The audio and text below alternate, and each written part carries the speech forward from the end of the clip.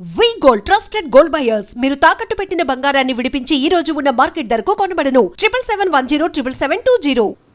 Hero Rajasekhar గారితో మీ అనుబంధం ఇప్పుడు ఎలా ఉంది? బాగానే ఉందండి, గుడ్ ఫ్రెండ్స్ అండి. మొన్న కూడా రీసెంట్గా నేను ఏదో ఫంక్షన్లో కలిశాను, జీవిత గారు వచ్చారు, కలిశాను, మాట్లాడాను. వీఆర్ గుడ్ ఫ్రెండ్స్ అండి, మాకేమీ ఫీలింగ్స్ అంటూ ఏం లేదు. గతంలో సాయి కుమార్ గారి వాయిస్ కోసం హీరో సుమన్, హీరో రాజశేఖర్ ఇద్దరు గొడవ పడ్డారు. సాయి కుమార్ గారిని మధ్యలో ఇబ్బంది పెట్టారు. ఆ గొడవ చాలా దూరం వెళ్ళిపోయి సుమను రాజశేఖరు మాట్లాడుకోని రోజులు కూడా ఉన్నాయి. ఒక వార్త ఇలా నడుస్తూ ఉంది సార్ చాలా సంవత్సరాల నుంచి. లేదు, నాకు వాస్తవానికి సాయి పాపులర్ అయింది నా వల్లనే సార్. ఆయన వాయిస్ ఇచ్చేటప్పుడు తమిళ డబ్బింగ్కి ఎవరెవరికో ఇచ్చేవారు, బట్ పాపులారిటీ వచ్చింది నా వల్లనే. సార్ నా సినిమాలు తర్వాత పికప్ అయ్యి ప్రతి సినిమాకి సాయి కుమార్, తర్వాత సాయి కుమార్ రాజశేఖర్కి, ఎప్పుడైతే రాజశేఖర్ వచ్చారో రాజశేఖర్కి చెప్పాడు. దాని తర్వాత ఏమైందంటే ఆయన హీరోగా పోలీస్ స్టోరీ కన్నడ సినిమాలు అవడంతో డబ్బింగ్లు తగ్గించేసాడు ఆటోమేటిక్గా. నాకు ఫోన్ చేసి, భయ్యా నేను చెప్పలేకపోతున్నాను ఎందుకంటే నాకు ఇట్లా షూటింగ్స్ అన్నీ వచ్చేసింది, సో ఇంకా మీరు ఎవరైనా చూసుకొని చెప్పేసరికి నేను ఒకటే చెప్పాను, సాయి ఇప్పుడు నేను నీతో మాట్లాడేది తెలుగే, తమిళ్ కాదు, సో నాకు ఆ భయం లేదు, నాకు నేను ఐ కెన్ మేనేజ్, నేను చేసుకోవచ్చు. It's up to the producer, అంటే క్యారెక్టర్ని బట్టి, టోన్ని బట్టి. ఇప్పుడు ఫర్ ఎగ్జాంపుల్ అన్నమయ్య ఉందండి, అన్నమయ్య సినిమాకి బాలుగారు మాట్లాడారు, ఎందుకంటే అటు పద్యాలు ఉన్నాయి. అవును, ఇట్లా కొంత డైరెక్టర్స్కి కొన్ని బ్రెయిన్లో కొన్ని ఉంటాయి, వాయిస్, ఆ క్యారెక్టర్, ఆ హెవీనెస్. సో నన్ను మాట్లాడమంటే నేను డెఫినెట్గా నేను మాట్లాడవచ్చు. అండ్ నాకు అంటే మాట్లాడితే ఏంటంటే అవార్డు వస్తుంది ఆ పిచ్చి నాకు లేదు. నాకు అవార్డు ఆల్రెడీ నాకు భగవంతుడు ఇచ్చేసారు ఈ ఇండస్ట్రీలో, ఇంకా అది కావాలని చెప్పి అట్లేం కాదు. బట్ సుమన్ మాట్లాడితే బాగుంటుంది, సుమన్ మాట్లాడితే ఆయన టేక్లో ఎలా మాట్లాడారో ఆ విధంగా ఉంటుంది, ఎస్పెషల్లీ ఇంగ్లీష్ వర్డ్స్ మిక్స్ అయ్యేటప్పటికి అన్నప్పుడు నేను చెప్తున్నాను. కొందరేమో లేదు సార్ వాయిస్ సాఫ్ట్గా ఉంది, కొంచెం దీనికి బేస్ వాయిస్ కావాలి సార్, మీరు చెప్పుకోండి అంటున్నాను. సో నాకు మైండ్ ఆ సైడ్లో పోవట్లేదండి, ఇది నా వాయిస్ ఇలా ఉండాలి, అలా ఉండాలి, ఇలా ఉండాలి, అలా కాదు. సో ఎప్పుడు నాకు రాజశేఖర్ గారికి అలాంటిది ఏం లేదు సార్, ఏదో అనుకోవడం తప్ప లేదు. మళ్ళీ అదే సాయి కుమార్ వచ్చేసి, భయ్యా నేను చెప్తాను సార్, భయ్యా నాకు చెప్పండి ఏదైనా పిక్చర్, మంచి పిక్చర్ క్యారెక్టర్ ఉంటే చెప్పండి, నేను టైం తీసుకొని వస్తాను, ఓకే ఎంతైనా మీరే నేను అది నాకు ఎందుకో గిల్టీగా ఫీల్ అవుతున్నానంటే, లేదు సార్ అలాంటి క్యారెక్టర్ వస్తే నేను చెప్తాను అయితే నేను, so you carry on with your work అని చెప్పేసి కన్నడలో ఆయన బిజీగా హీరోగా ఉన్నప్పుడని మేము డిస్టర్బ్ చేయలే అతన్ని. మరి రాజశేఖర్కి ఆయనకి ఏం జరిగిందో అదంతా నాకు తెలియదు. But myself, Sai Kumar, Rajasekhar openly we are all very good friends అండి. ఎవడో ఏదో చెప్పి ఏదో పడట్లేదు అది ఇది చెప్పడం తప్ప ఏం లేదు, వీఆర్ వెరీ హ్యాపీ. అండ్ ఒక యాంగ్రీ యాక్షన్ పోలీస్ ఆఫీసర్ రోల్లో మీరు ఒక సినిమా చేశారు, నేటి భారతం అనుకుంటారు తెలుగులో. ఆ సినిమా రిలీజ్ అయిన తర్వాత చాలామంది యువత పోలీస్ అవ్వాలి, డిపార్ట్మెంట్లో చేరాలి, దేశానికి సేవ చేయాలి, ఒక ఇన్స్పిరేషన్ ఇచ్చిన సినిమా అది. ఆ సినిమాలో మీ యాక్షన్ పీక్స్లో ఉంటుంది, సినిమా కూడా సూపర్ హిట్. అయితే నా క్వశ్చన్ ఏంటంటే సార్, మీకు ఒక గ్యాప్ వచ్చిన తర్వాత రాజశేఖర్ గారికి అంకుశం, మగాడు ఇలాంటి బ్లాక్ బస్టర్ మూవీస్ పడ్డాయి, కానీ యాక్చువల్గా సుమన్ కానీ ఆ లెగసీ అలాగే కంటిన్యూ అయి ఉంటే, ఆ బ్రేక్ కానీ రాకుండా ఉండుంటే, ఇప్పుడు రాజశేఖర్కి ఏవైతే సినిమాలు పడ్డాయో ఆ సినిమాలన్నీ సుమన్ వే అని చెప్పి ఒక టాక్ ఉంది, మీ దాకా ఆ టాక్ వచ్చింది? ఇప్పుడు నేను సినిమా ఫీల్డ్కి సంబంధం లేనివాడు సార్. సినిమా యాక్టర్ అవుతా అని చెప్పి ఫిలిం ఇన్స్టిట్యూట్కి వెళ్ళా, సినిమా యాక్టర్ అవుతా అని చెప్పి ప్రొడ్యూసర్ని కలవడం, డైరెక్టర్ని కలవడం, ఈ పనికి నేను వెళ్ళా సార్. నన్ను బలవంతంగా సినిమా ఫీల్డ్ లాగా వచ్చారు తమిళ్ కిట్టు. ఇప్పుడు ఆస్పిరేషన్ ఉండేవాళ్ళు ఫిలిం ఇన్స్టిట్యూట్కి పోయి డ్రామాలు, ఆ రోజుల్లో డ్రామాలు చేయాలి, అది వేరే. నేను ఆ ఆస్పిరేషన్ లేదు, ఎందుకంటే నాకు బ్యాక్గ్రౌండ్ లేదు సార్, ఆ ఫీలింగ్ లేదు, యాక్టింగ్ తెలియదు, డాన్సింగ్ తెలియదు, ఏమి తెలియదు, ఓన్లీ కరాటే బ్లాక్ బెల్టే. అక్కడి నుంచి ట్రాన్స్ఫర్మేషన్ ఇంటూ అన్ యాక్టర్ అండి. సో ఒక ప్రొఫెషన్గా మెల్లిగా అది మారడం. దాని తర్వాత కూడా నాకు ఏంటంటే ఏమో కంటిన్యూ చేయాలా వద్దా అని ఎప్పుడు నాకు ఇదే, అంటే ఈ రొటీన్ వర్క్ చేయడం, మార్నింగ్ లేస్తే పరిగెత్తి వెళ్ళడం, డైలాగులు చెప్పడం, ఫైట్లు, ఇవన్నీ నాకు కొన్నిసార్లు కొంచెం బోర్ కొట్టేది. వేరే ఏం లేదు, ఇది హీరో ఉన్నప్పుడు అదే డైలాగులు, వేరే రైటర్స్ వేరే స్లాంగ్లో రాస్తారు, ముందుది వెనక్కి ముందు రాస్తారు, మ్యాటర్ ఒకటే. సో అట్లా కొన్నిసార్లు వచ్చింది. తర్వాత ఆఫ్టర్ 10 years తర్వాత స్టాప్ చేద్దాం అనేసరికి 10 సినిమాలు రావడం, ప్రెషర్తో ఒప్పుకోవడం, అట్లాగా నాకు 47 ఇయర్స్ నాకు కంప్లీట్ అయిపోయింది. అంతేగాని నెంబర్ 1 అయిపోవాలి, వాడు వస్తే నేను వదలకూడదు, లేకపోతే వాడెట్లా ఓవర్టేక్ చేస్తాడు అనేది నేను అనుకోలేదు. సార్ బట్ అప్పుడు టాక్ ఏంటంటే ఈ సినిమా సుమన్ చేయాల్సింది రాజశేఖర్ చేస్తున్నాడు, సార్ ఈ సినిమా సుమన్కి అట్లా టాక్ ఒకటి వచ్చింది. బట్ నేను దాని గురించి పెద్దగా, ఎందుకంటే ఛాలెంజెస్ తర్వాత వస్తూనే ఉంటారు సార్, మనమే ఉండాలి అనుకుంటే ఎట్లా. ఈరోజు మీరు అంటే కంపేర్ చేస్తే ఈరోజు హీరోస్ లిస్ట్ వచ్చేటప్పటికి చాలామంది ఉన్నారు. అవును, మనం ఎవరిని ఆపలేము, ఎందుకంటే ఆ ఫ్లో పోతూనే ఉంటుంది. మన లెవెల్ని మన స్టాండర్డ్ని ఇంప్రూవైజ్ చేసుకొని బెటర్ క్యారెక్టర్స్తో పోవడం తప్ప మనం వాళ్ళు రాకూడదు అని మనం బాధ పెట్టలేము. సో మనం వాళ్ళు కూడా ఈయన రాకూడదు అని చెప్పేసి ఆపడానికి లేదు. అంటే లేదు సార్, అంటే సుమన్ అనే వ్యక్తి ఏ రోజు కూడా అలా ఆలోచించిన మనిషి కాదు, అది అందరికీ తెలుసు. కాకపోతే ఇలాంటి ఒక టాక్ ఉందని మీకు చెప్పాలనే ఉద్దేశంతో ఈ క్వశ్చన్ అడిగాను. వచ్చింది, టాక్ వచ్చింది. సో అండ్ మీరు లైఫ్ గురించి మీ కెరీర్ గురించి మాట్లాడేటప్పుడు చాలా ఎక్కువ సార్లు దేవుడి ప్రస్తావన తీసుకొని వస్తారు. సో దేవుడిని మీరు చాలా బలంగా నమ్ముతారు. అయితే ఒక ఇంటర్వ్యూలో మీరు మాట్లాడుతూ నా పైన చేతపడి కూడా జరిగింది అని చెప్పి మీరు అన్నారు. సార్ మీ పైన జరిగిన అక్రమ కేసులు వాటి గురించి అన్ని వివరాలు అందరికీ తెలుసు. దాని నుంచి మీరు కడిగిన ఒక ముత్యంలాగా ఎలా బయటపడ్డారో కూడా అందరికీ తెలుసు. అయితే ఈ చేతబడి చేపించిన వ్యక్తులు ఎవరు సార్? అది తెలియదండి. ఇప్పుడు కూడా అది చాలా ఇండస్ట్రీలో కూడా ఇప్పుడు కూడా బిజినెస్, ఫిలిం ఇండస్ట్రీ తర్వాత వాటిలంతా ఇప్పుడు జరుగుతూనే ఉన్నాయి ఇప్పటికీ. కేరళలో చాలా ఫేమస్ చోటానికరే అని చెప్పి ఒక ప్లేస్ ఉంది సార్. అక్కడ ఈ చేతపడి చేసింది తీసేయడం చాలా మందికి తెలియదు. అంటే రకరకమైన మెథడ్స్, విచ్ క్రాఫ్ట్ అంటారు చూసారా, రకరకమైన ఇవి ఇంకా జరుగుతూనే ఉన్నాయి సార్. కేరళ వాళ్ళకి బాగా తెలుసు ఎట్లా దాన్ని ప్రయోగం చేయడం, ఎట్లా దాన్ని చేయడం, డల్ చేయడం, లేకపోతే మనస్పర్ధాలు తీసుకురావడం, అది ఇప్పుడు కూడా ఉందన్నమాట. అది అప్పట్లో నాకు అంటే కొందరు ఏం చెప్పారంటే కొంచెం టైంలో అంతా ఇది జరిగింది చెప్పేసరికి నేను కూడా తర్వాత అక్కడికి వెళ్ళిపోయి, అంటే వాళ్ళు ఏదో చేశారండి, ఏదో పూజ చేయాలన్నారు, ఏదో చేసాం, విడిపించాం, అయిపోయింది అన్నారు. ఓకే, అదేం నేను కాదు అని నేనేం చెప్పను. బట్ నేను ఏమి నమ్ముతానంటే నేను చెప్తున్నాను చూసారా, టైం అనేది, ఆ డెస్టినీ అనేది ఒక డిజైన్ పెట్టేసింది సార్. ఈ సంవత్సరం ఇది, ఈ సంవత్సరంలో ఈ నెల ఇది, ఈ నెలలో ఈ వారం ఇది, వారంలో ఈ రోజు ఇది, అది జరిగి తీరాలి, అది జరిగి తీరాలి సార్. అది నా ఎక్స్పీరియన్స్తో చెప్తున్నాను. మనం వేరే వాళ్ళ మీద చెప్పొచ్చు, వీడు తొక్కేసాడు, వీడు నొక్కేసాడు, వీడి వల్ల జరిగింది, వాడు. ఆ టైం అలా జరిపిస్తుంది, ఆ టైం కొందరితో చేయిస్తుంది. వాళ్ళకి చెయ్యాలన్న ఉద్దేశం లేదు, అది వాళ్ళ రాతే, అది వాళ్ళ రాతే, ఆ కర్మ, అదే కర్మ అనేది ఆ తప్పు చేయిస్తుంది అక్కడ. వాళ్ళు తర్వాత అనుభవించాలి. ఖచ్చితంగా సార్, ఖచ్చితంగా వాళ్ళు ఫ్యామిలీతో అనుభవిస్తారు. నాకు దెబ్బ తగిలిందంటే నా చేయి నొప్పి అండి, నా ఇంట్లో పిల్లలకు దెబ్బ తగిలితే ఏంటండి, వాళ్ళకన్నా నాకు నొప్పి ఉంటుంది. అది అలాగే రోగాలు రావడం, రోగాలు కూడా టైంని బట్టి సార్ వస్తుంది. మన బాడీలో ఫుల్ ఏంటంటే, అంటే నేను కొంచెం అస్ట్రాలజీ చదివాను సార్, మన బాడీలో ప్రతి part is connected to planet అండి సార్. ఏదో ప్రాబ్లం ఉంది అంటాడు డాక్టర్, అంటాడు నీకేమీ లేదు, నువ్వు బాగానే ఉన్నావా, నువ్వు ఎక్కువగా ఆలోచిస్తున్నావు, నీ రిపోర్ట్స్ అని బ్రహ్మాండంగా ఉంది అంటాడు. కానీ అతనికి సరిగా లేదు, రాత్రి నిద్ర పట్టట్లేదు, శ్వాస సరిగా రావట్లేదు, ఏదో అంటాడు. అన్డయాగ్నోజబుల్ డిజీజ్ అంటారు. వాడి కష్టం వాడికి ఒక్కడికే తెలుస్తుంటుంది, వాడికే తెలుసు. అదే దట్ ఈస్ టైం. అలాగే బాగా తాగుతాడు సార్ వీడు, ఉదయం మధ్యాహ్నం సాయంత్రం కూడా తాగుతాడు, 10 సంవత్సరాల నుంచి తాగుతున్నాడు, కానీ ఇంకా బ్రహ్మాండంగా ఉన్నాడు అంటారు. అది టైం. అంటే ఆ గ్రహాలు, లోపల ఉన్న గ్రహాలు అంత బలంగా ఉంటాయి సార్. యాక్సిడెంట్ జరుగుతాయి సార్, అయిపోయాడు అనుకుంటాం, బ్రతికిపోతారు, తిరిగి వస్తాడు. కొందరు నుంచి అలా పడిపోతారు.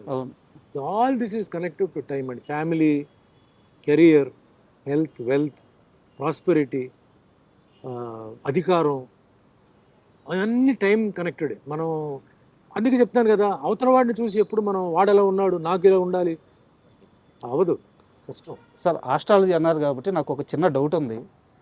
అంటే మీకు గురుడి స్థానం చాలా బలంగా ఉంది, బుధ గురు, అంటే నాకు కొంత అవగాహన ఉంది, అందుకని అడుగుతున్నాను. మీ జాతకం ప్రకారం బుధ స్థానం, గురు స్థానం చాలా బలంగా ఉంది. అండ్ మీకే తెలియకుండా చిన్నప్పుడు ఒక ఆర్ట్ ఫామ్ నేర్చేసుకున్నారు, మార్షల్ ఆర్ట్స్. అంటే గురుగ్రహం బలంగా ఉన్న వాళ్ళకి ఆర్ట్స్ వచ్చేస్తాయి. ఖచ్చితంగా మీ జాతకంలో మీరు ఇండస్ట్రీలోకి ఒక ఆర్ట్ వైపు రావాలని రాసిపెట్టి ఉండాలి, కానీ మీ జాతకంలో అది లేదంట. అవును, ఎలా సార్ ఇది పూర్తిగా విరుద్ధంగా ఉంది? అదే పైవాడు అండి, ఇక్కడే వస్తుంది. ఇప్పుడు అన్నిటికన్నా శక్తి అనేది మహాశక్తి సార్. ఆ శక్తి ఏంటంటే ఇప్పుడు మనిషి జాతకం రాస్తాడు సార్, జాతకాన్ని కూడా ఉల్టా తిప్పగలిగే శక్తి పైవాడు సార్. ఓకే. చాలామంది జాతకం చెప్తారు సార్, ఆ డెత్ అనేది ఎవడైనా కరెక్ట్గా చెప్పగలుగుతాడా? లేదు. చెప్పలేడు. అదేంటి వాడి జాతకం అయిపోయింది కదా, వాడు ఇంకా వాడు ఉన్నాడు ఏంటి, ఇంకా వాడు తిరుగుతున్నాడు ఏంటి అంటారు. పైవాడు అదే మిరాకిల్. మిరాకిల్ మీనింగ్ ఏంటంటే అది, వాడికి టైం అయిపోయింది. ట్రాజెడీ మీనింగ్ ఏంటి, అదేంటి అప్పుడే చనిపోయాడు, పాపం చిన్న వయసు, వాడికి ఇంకా మంచి భవిష్యత్తు ఉంది కదా, జాతకంలో అలా లేదు కదా. కర్మ. పెళ్ళి అయిన తర్వాత అన్ని జాతకాలు చూసి పెళ్లి చేస్తారు సార్ కదా. అవును. మ్యాచ్ అయిందా లేదా అని. అవును, చాలా చూస్తారు. ముహూర్తాన్ని బట్టి టైం తాళి కడతారు. అవును. ముహూర్తానికి ఫస్ట్ నైట్ పంపుతారు, అన్నీ పంపుతారండి. ఎందుకు విడిపోతున్నారండి? పెద్ద పెద్ద వాళ్ళు చీప్గా చూడరు కదా జాతకాలు. అవును. పూర్వజన్మ కర్మ. కర్మ. ఆ పూర్వజన్మ కర్మలో బ్యాలెన్స్ ఉంటుంది, అది బెండు తీస్తుంది. ఎట్లా? పిల్లల ద్వారా. ఎవడైతే తప్పు చేసాడో వాడేమనుకుంటాడు, నన్ను ఎవడేం పీకలేడు, నేను అది చేశాను ఇది చేశాను, వాడిని మోసం చేశాను అనుకుంటాడు. కానీ వాడికి ఒక మనసు ఉంటుంది కదా, దానికి ఫీలింగ్ ఉంటుంది కదా, అది ఫీలింగ్ ఇవ్వాలి కదా. ఎవరి ద్వారా? పిల్లల్ని బెండి తీస్తే వాడు ఏడుపుతాడు, లేదా వాడు ఏడవడు. సో కర్మ, ఆ కర్మ సిస్టమ్ అండి. You get what you give అంటారు. You give happiness, you get happiness. You give sorrow, you get sorrow. So ఆ కర్మ సిద్ధాంతం అక్కడ ఏంటంటే అది బుక్లో ఎంటర్ అయిపోతుంది. మీరు ఏ తప్పు చేసినా అది ఎంటర్ అయిపోతుంది. ఎప్పుడు ఇవ్వాలి, ఏ విధంగా ఇవ్వాలి, ప్లేట్లో ఇవ్వాలా, ఆకులో ఇవ్వాలా, ఎట్లా ఇవ్వాలి అనేది డిసైడ్ చేసి మీ కరెక్ట్ టైంకి పెడుతుందండి. సార్, మీ జైలు జీవితం గురించి, ఆ పరిస్థితుల గురించి మీరు చాలా ఇంటర్వ్యూలో మాట్లాడారు. నేను వాటి లోతుల్లోకి వెళ్ళట్లేదు సార్.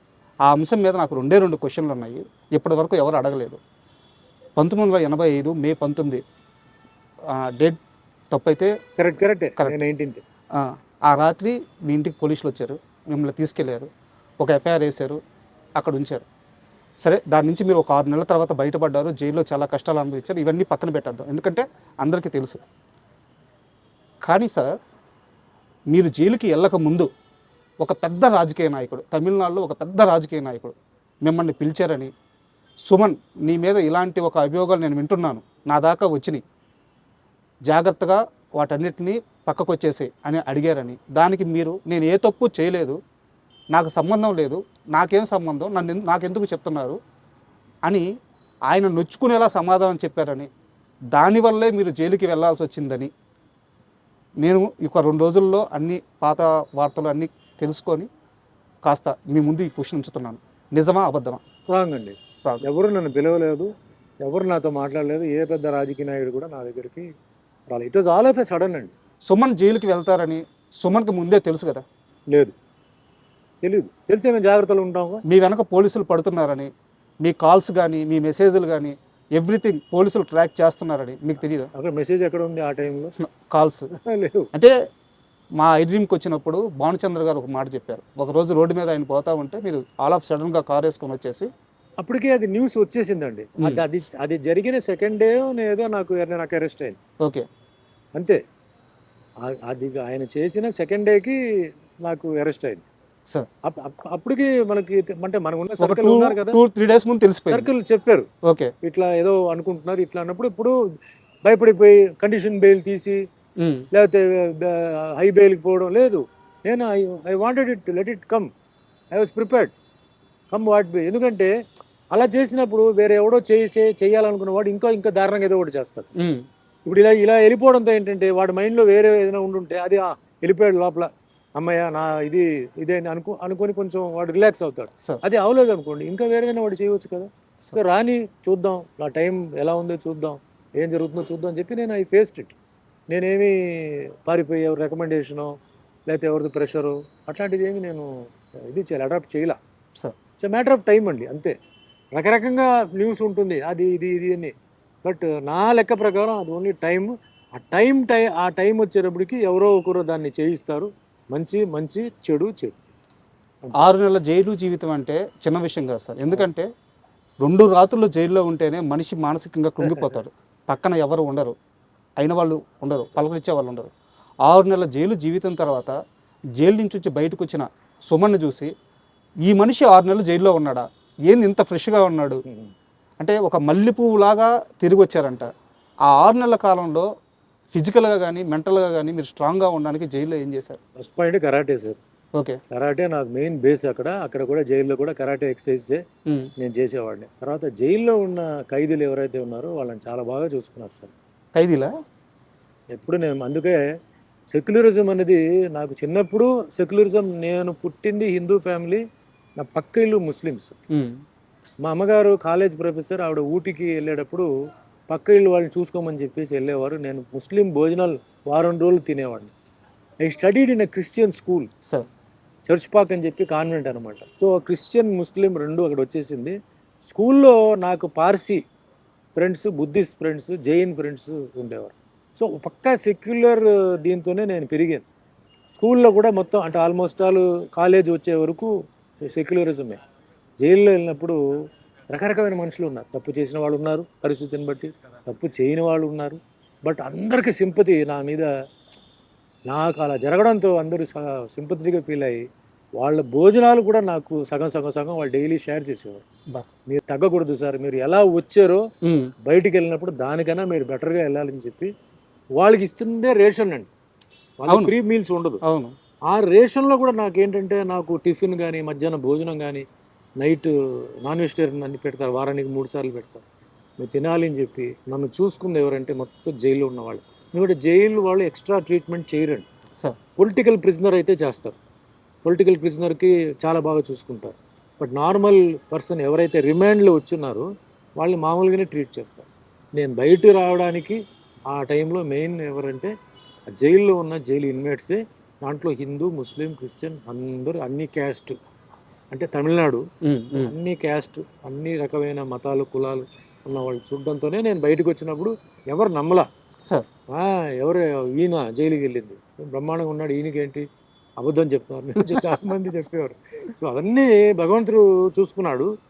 ప్రాసెస్ ఏంటంటే ఇట్స్ ఎ లెర్నింగ్ ప్రాసెస్. మనం లైఫ్లో ఒక జర్నీ, ఏమేమి నేర్చుకోవాలో, ఏ ఏజ్లో నేర్చుకోవాలి, ఎలా నేర్చుకోవాలి అన్నీ నాకు ఆ టైంలో ఒక మంచి ఒక లెసన్ లాగా నాకు వచ్చి ధైర్యం అండి ఫేస్ చేయడానికి ఏదైనా సరే. ఇప్పుడు ఒక లెవెల్లో ఉన్నాం, కిందకి వెళ్ళిపోయాం, ఇప్పుడు ఎలా ఉండాలి, మళ్ళీ పైకి వస్తాం.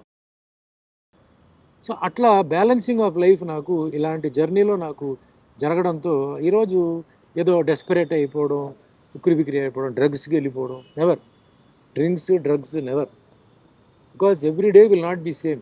ఆ దెబ్బలు పడితే కదా సార్ ఈ స్ట్రాంగ్నెస్ వచ్చేది. ఇప్పుడు అంటారు కదా, today is not like yesterday, tomorrow will not be like today. So అది మైండ్లో కొన్ని అలా ఫిక్స్ అయిపోతే మళ్ళీ ఎవడేం పీకలేడు సార్. 35 సంవత్సరాలుగా ఆ కేసు నుంచి మీరు బయటకు వచ్చేసారు, కానీ 35 సంవత్సరాలుగా ఎక్కడో దగ్గర ఆ ప్రస్తావన వస్తుంది. ఏదో ఒక సమయంలో అందరూ నమ్మిన కొత్త తరానికైనా సరే ఆ రోజు సుమన్ ఆ తప్పు చేయలేదని మళ్ళీ కొత్తగా వాళ్ళు తెలుసుకోవాల్సి వస్తుంది. అది జరిగి ఉండకూడదు, జరిగిపోయింది. అయితే ఆ కేసు జరిగిన రోజు నుంచి మీతో పాటు ఒక వ్యక్తి కూడా సఫర్ అవుతున్నారు, మెగాస్టార్ చిరంజీవి గారు. ఈ మొత్తం కేసులో ఆయన ఇన్వాల్వ్మెంట్ అస్సలు లేనే లేదు అని మీరు కనీసం కొన్ని 10 సార్లు క్లారిటీ ఇచ్చున్నారు. ఆయన మీడియా ముఖంగా ఇప్పటికే ఒక 5-6 సార్లు క్లారిటీ ఇచ్చున్నారు. ఇప్పటికీ ఆయన అంటే నచ్చని వాళ్ళు, ఆయన్ని తిట్టాలనుకునే వాళ్ళు, ఆయన్ని వ్యతిరేకించే వాళ్ళు ఇప్పటికీ ఆ కేసు మీద పెట్టి కింద కామెంట్లో, సోషల్ మీడియాలో పెడుతూ ఉంటారు. మీరిద్దరు చేయాల్సిన అన్ని ప్రయత్నాలు చేశారు, ఇది తప్పు, ఆయన ప్రమేయం లేదు అని చెప్పేసి. కానీ ఇప్పటికీ అంటూనే ఉన్నారు. ఇందాక నేను మిమ్మల్ని ఒక వరం అడిగాను, ఆ వరం ఇప్పుడు మీరు చిరంజీవి గారికి ఫోన్ చేసి ఒక్కసారి దీపావళి శుభాకాంక్షలు చెప్తే. ఇప్పుడు అది వద్దు sir, I don't want to bargain. ఎందుకంటే మా రిలేషన్షిప్ బాగుంది సార్. ఏదో అడ్వాంటేజ్గా తీసుకొని అది చేస్తే మళ్ళీ రేపు ఫ్యూచర్లో నాకు ఇది కాల్ చేసేది నాకు రాదు సార్. సో ఆయన అడగకుండా అది చేయకూడదు. అది సార్ ఆయన అడిగి నెక్స్ట్ టైం ఏదైనా ఉంటే మనం చేయవచ్చు, కానీ అడగకుండా I don't want to do it. Exploit చేయడం నాకు ఇష్టం లేదు. అంటే ఆ రిలేషన్ ఎలా ఉంది సార్ ఇప్పుడు? నా మీద కానీ చిరంజీవి గారి మీద కూడా ఏంటంటే ఎప్పుడు ఉంటాయి, ఎంత మంది చేసినా పినాలే వెనకాల ఎవరో ఒకరు ఉంటారు. సో ఏదో ఒకటి ఇలా చేస్తే అది సుమన్ చేసినట్టు, లేదా ఏదో ఒకటి కమెంట్ చేస్తే అది చిరంజీవి చెప్పినట్టు అని ఒక దాంట్లోనే ఒక థ్రిల్ వస్తుంది వాళ్ళకి. నేను చెప్తాను చూడండి మీకు థ్రిల్ అంటే ఈ పర్వర్షన్లో ఇప్పుడు చాలా I'm very sorry to say YouTube ఛానల్స్లో మేము ఆర్టిస్టులు చనిపోయినట్టు కొందరు వేస్తుంటారు. అవును సార్. చూసే ఉంటారు. అవును. ఏదో ఫోటో పెట్టి అవును. లాంగ్ షాట్లో ఏదో మా రిజంబ్లెన్స్ కొంత పెట్టి మధ్యలో క్లోజప్లు పెట్టి అది పర్వర్షన్. అది వన్ టైప్ ఆఫ్ పర్వర్షన్. అలాగే ఇది ఒక టైప్ ఆఫ్ పర్వర్షన్ ఇది. సో దాన్ని మనం ఏం చేయలేం. ఇప్పుడు ఆ పర్వర్టెడ్ మెంటాలిటీ ఉంది చూసారా, దాన్ని మనం ఏం చేయలేం. కానీ ప్రాసెస్లో ఏమవుతుందంటే చాలామంది బాధపడతారు, చాలామంది షాక్ తింటారు, చాలామంది అభిమానులు తట్టుకోలేకపోతారు. వాళ్ళు ఫోన్ చేసి మాకు అడుగుతుంటారు, సార్ ఏదో న్యూస్ వచ్చింది ఇట్లా అంటే వేరే హీరో మీకు తెలుసు కదా జరిగిందా సార్ అట్లా అంటారు. అదేంటి వాళ్ళు అంటారు అంటే ఛానల్ చూడండి, మెయిన్ టీవీ ఛానల్స్ చూడండి అంటే ఛానల్స్లో రాలేదు సార్ అంటే ఉండండి అని చెప్పి మళ్ళీ మేము ఎంక్వైరీ చేసి లేదు అదేంటి సార్ టీవీలో అట్లా చేస్తారేంటి అని బొమ్మ వేసి బాడీ చూపించంటే మీరు సరిగా చూడండి అయ్యా అది బాడీ ఎవరిది, అది ఏంటది, ఫోటో ఉండొచ్చు కట్ షాట్ అది, అవును, ఈ ఫోటో అది బాడీ, పాపం వీళ్ళు తెలియదు ఎడిటింగ్. అవును. అట్లా చాలా జరుగుతున్నాయి. సో అట్లా ఏంటంటే పాపం చిరంజీవి గారిని ఆ విధంగా ఇచ్చేయడం ఒక శాడిజం. అది ఆయన్ని ఏదో మెంటల్గా హ్యారెస్ చేయాలని వేరే రకంగా వాళ్ళు చేయలేకపోతున్నారు, కనీసం ఈ రకంగా చేయాలని చెప్పి పాపం చేస్తున్నారు. అంటే అంతకన్నా వర్స్ట్ ఫెలోస్ ఇంకెవరు లేరు. నేను చిరంజీవి గారు బెస్ట్ ఆఫ్ ఫ్రెండ్స్ అండి. మేము అప్పుడప్పుడు కలుస్తుంటాం, మాది గెట్ టుగెదర్ ఉంటుంది. మేము హ్యాపీగా సాయంత్రం 6 గంటల నుంచి ఉదయం 6 గంటల వరకు హ్యాపీగా మేము ఆడుకుని మా మొత్తం ప్రపంచాన్ని మర్చిపోయి మేము హ్యాపీగా మీ 80s బ్యాచ్ అందరూ 80s బ్యాచ్ మేము హ్యాపీగా ఉంటున్నాం. మాకు అలాంటిది ఏ ఫీలింగ్ లేదు. ఎవరి ప్రాబ్లం వాళ్ళది, ఎవరి సక్సెస్ వాళ్ళది. బట్ అక్కడ మటుకు ఏంటంటే వీఆర్ ఆల్ వన్. నేల మీద కూర్చుంటాం, పాటలు పాడతాం, డాన్స్ ఆడతాం. రజనీ గారు వస్తారు, అందరూ జాకీ ష్రాఫ్ వస్తారు, భానుచందర్, మలయాళం ఆర్టిస్ట్ శరత్ కుమార్ అందరూ వస్తారు. మాది వేరే. అది అక్కడ డబ్బు సక్సెస్ అదంతా ఉండదు. ఆ ఇయర్లో ఎవరైతే ఉన్నారో ఆ గ్రూప్ అనమాట. అట్లా. అండ్ మీరు ఇందాక ఈ యూట్యూబ్ ఛానల్స్ గురించి వాటి గురించి ఇప్పుడున్న జర్నలిజం గురించి ఒక మాట తీశారు కాబట్టి ఈ మధ్యకాలంలో మీరు సినిమా ప్రెస్ మీట్లు గమనించుంటారు. మనకి వేరే రాష్ట్రాల నుంచి వచ్చిన హీరోలను పట్టుకొని మీరు హీరో మెటీరియల్ కాదు అని చెప్పడం, ఒక హీరోని పట్టుకొని ఉమ్నైజరా అని అడగడం, అంటే వాళ్ళ మనోభావాలు, వాళ్ళ ఆత్మస్థైర్యం, వాళ్ళ ధైర్యం అన్నీ దెబ్బతినేలాగా జర్నలిస్ట్ ప్రెస్ మీట్లో క్వశ్చన్స్ అడగడం మీ దాకా వచ్చి ఉంటాయి అనుకుంటున్నాను. వచ్చింది. మీరు చూసిన సినీ జర్నలిజం ఎలా ఉండేది, ఇప్పటి సినీ జర్నలిజం ఎలా ఉంది? మేము అప్పుడు 75, 85, 95 సార్ అప్పుడు దాకా ఏంటంటే ఎల్లో జర్నలిజం ఉండేది సార్. ఎల్లో జర్నలిజం ఏంటంటే కొన్ని బుక్స్ దీనికోసం ప్రింట్ అయ్యేది. అది ఎక్కడ ప్రింట్ అవుతాయో తెలియదు, మార్కెట్లో ఉంటాయి. సెక్షువల్ స్కాండల్స్, ప్రొడ్యూసర్కి డైరెక్టర్కి ఏదో గొడవ, తర్వాత హీరోయిన్కి ఏదో పెళ్ళి అయిపోయిందని, లేకపోతే ఏదో ఇట్లాంటివన్నీ వచ్చేది. అది దానికి ఒక మార్కెట్ ఉండేది. అది కొనుక్కునేవారు చాలామంది. అది నిజం అనుకొని మళ్ళా సార్ ఆ ఫొటోస్ కూడా ఏంటంటే తలకాయ కట్ చేసి పెట్టడం. ఇప్పుడు కొన్ని హీరోయిన్స్ నేకెడ్గా ఉండేలాగా హెడ్ని కట్ చేసి, అది బాగా తెలిసేది హెడ్ కట్ చేసి పెట్టారని. మీ తరం కూడా చాలా ఇబ్బందులు పడ్డారు అప్పుడు అన్నీ ఉండేది సార్. బట్ అది ఒక గ్రూప్ వేరే. బట్ గుడ్ జర్నలిస్ట్ వేరే దేర్. మంచి మేము జర్నలిస్ట్ అంతా మేము రెస్పెక్ట్ ఇచ్చాము సార్. మేము జర్నలిస్ట్ వస్తున్నారంటే లేచి నిలబడి కూర్చోమని చెప్పి భోజనాలు పెట్టి మాట్లాడి చేసాం. అంటే మంచి జర్నలిస్టులు ఉండేవారు. తర్వాత ఏమైంది, ఇలాంటి వాళ్ళు చేయడంతో ఏమైందంటే వాళ్ళ మీద కూడా అదే ముద్రపోయింది. అంటే ఇప్పుడు మీరు అన్న టాపిక్లో హీరోయిజం గురించి, పర్ఫార్మెన్స్ గురించి అది వేరే, ప్రైవేట్ మ్యాటర్స్కి పోవడం, పర్సనల్ మ్యాటర్స్కి పోవడం ఇది వేరే. ఒక దీంట్లో సరిగా యాక్ట్ చేయలేదంటే అడగడం తప్పులేదు. ఏంటి సార్ మీరు మంచి యాక్టర్ కదా, మీరు ఎందుకు దీంట్లో సరిగా చేయలేదు, తప్పులేదు. బట్ వేరే ఎఫ్ఐఆర్ గురించి అడగడం, నిజమా కాదా తెలుసుకోకపోవడం, చెప్పడం, ఒకసారి అలా అనేసిన తర్వాత నేను అలా అనుకోలేదు సార్ ఇదా, అది తప్పది. Journalism is a profession sir. దాన్ని జాగ్రత్తగా కాపాడుకోవాలి, కరెక్ట్ క్వశ్చన్స్ అడగాలి. మీకు ప్రూఫ్ ఉందా చూపించండి, అడగండి. ప్రూఫ్ లేకుండా అలా అన్నారు, ఇలా ఊహించుకున్నాం. ఇప్పుడు ఒక హీరోయిన్ ఉన్నారు సార్, వాళ్ళు క్లోజ్గా మాట్లాడుతున్నారంటే వెంటనే మనం వాళ్ళు ఇద్దరు లవ్లో ఉన్నారు, ఎఫ్ఐఆర్లో ఉన్నారు అనుకోకూడదు. అవన్నీ పోయింది. అది ఇప్పుడు జనరేషన్ కూడా చేంజ్ అయిపోయింది సార్. ఇప్పుడు అమ్మాయిలు బయట వెళ్తున్నారు, హోటల్కి వెళ్తున్నారు, తింటున్నారు, బయట టూర్స్కి వెళ్తున్నారు, పేరెంట్స్ వదులుతున్నారు, ఎవరి డిస్టెన్స్ వాళ్ళు మెయింటైన్ చేస్తున్నారు. స్టూడెంట్స్ని చాలామంది మనం తప్పుగా అనుకుంటాం, రాంగ్ అది. వాళ్ళు they are thinking in a different way.